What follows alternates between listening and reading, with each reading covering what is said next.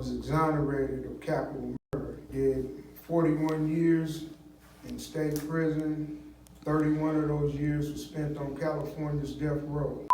I didn't call lone Crips walking down the main block. You know, and I was like, what the hell you doing over here? Right. You know.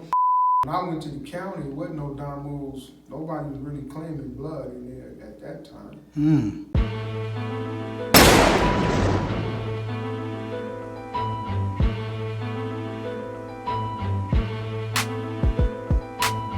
Yeah, my name is Barry.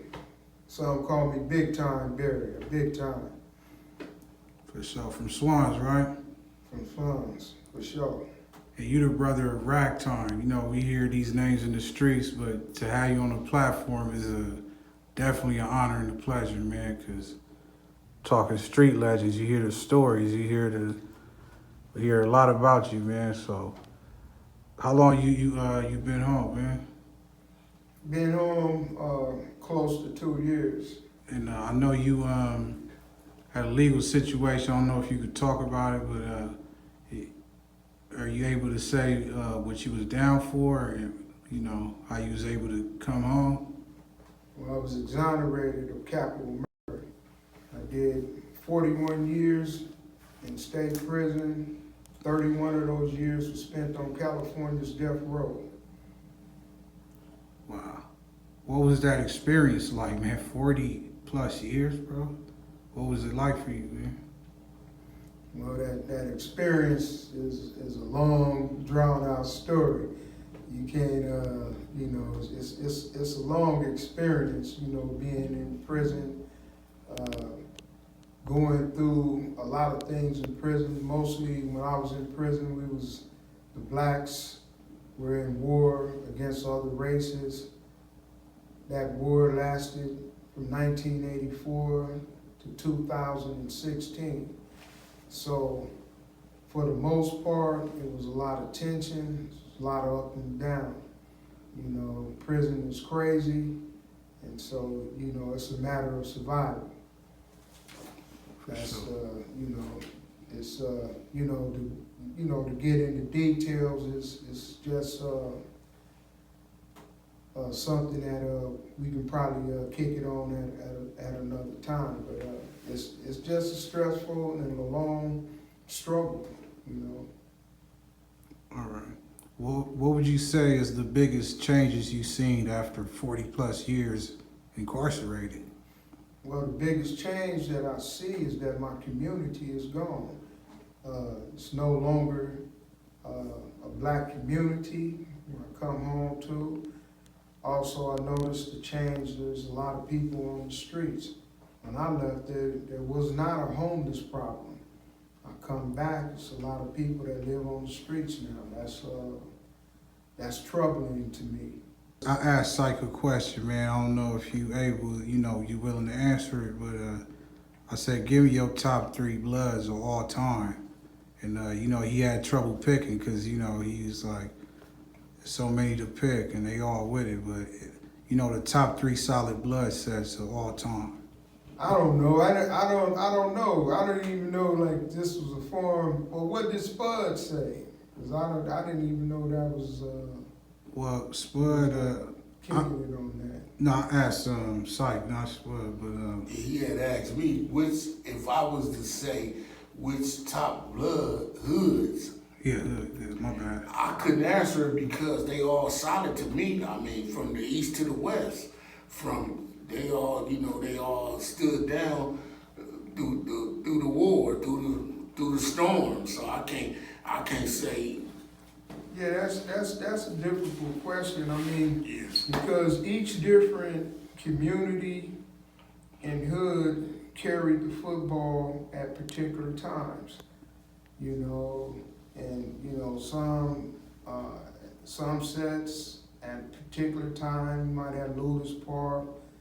At another time, you might have the 5'9" and the 6 deuce brims, and then at another time, you got the family swans, you know. So it's different sets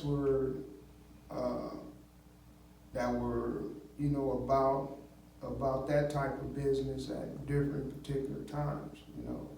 But the brotherhood back then was all one, you know. So it was solid. It really wasn't never any one set. It was a collective of youth pushing together.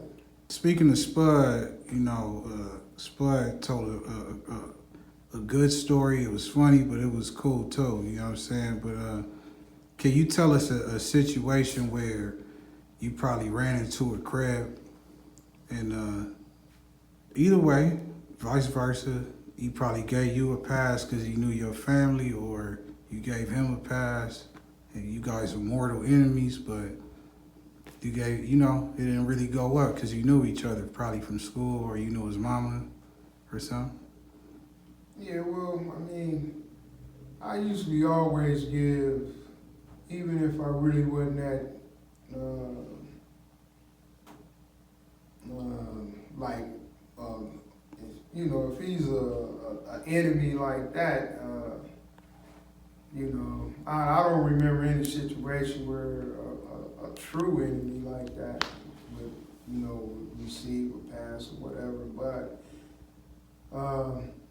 if you just a dude from the other side and you got caught, you know, he would receive a pass. If I'm there, you know, he might not. I didn't caught known Crips walking down the main block. You know, and I was like, what the hell you doing over here? Right. You know, and one dude told me, he said, man, I was so tired, man, I didn't feel like going around. I said, Right. what about your life, though? You know, he said, you right. I told him, go ahead, you know, go on through. But, and I never even told the homies who he was, though. Because if they would have found out who he was, they might have had a different feeling about it, you know. But, you know, I knew him. You know, I didn't have no harsh feelings towards him, but, you know, it was just the principle that he's from the other side and he's coming through the hood, and usually, you know, that's a no-no. So, but I done gave, you know, quite a few people passes in different situations like that, you know. Do you think it paid off? Because, you know, you probably got people that's not here anymore, and, you know, people that was just reckless, probably killed people with their kids. You know, do you think karma came back, and that's probably why you're still here?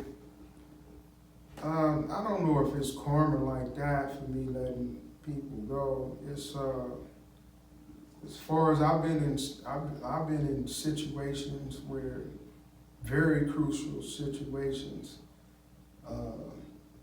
To me, it was like a divine intervention. You know, it was divinely. You know, I done been in cell tanks with over 200 Crips. You know, and man, you know, they could have, you know, killed me up in there, you know, but, you know, luckily, when they started calling the names, it was so crowded, it was standing room only. But luckily, it was so crowded that when they started calling names, I was like the last name to get called out of that tank. And it was just, and actually they had shut the door and left. And then they came back. I was like, shoo, man. You know, thank God. You know, because they were, you know, dudes, you know, was in the tank. Was like, man, I know that ain't Barry over there. Right. Like, yeah, that's him. You know, I didn't even know there was that many Crips in the tank at the time. Right. Once they came and started asking, they said, yeah, that's him. But see, nobody had said nothing at first, you know. But then, yeah, so I was out of that situation. I was in situations where I met the dude who started 5 Deuce Broadway Gangsters, Big Chuki. And yeah, he looked out for me. because when I went to the county, it wasn't no Don Moves, nobody was really claiming blood in there at that time. You know, so, you know, he looked out for me, but he said somebody else had told him to do it. I never knew why he had done what he did, you know. But I was up against it, you know. So, you know, it was just like that. You can count the bloods on one hand and back then.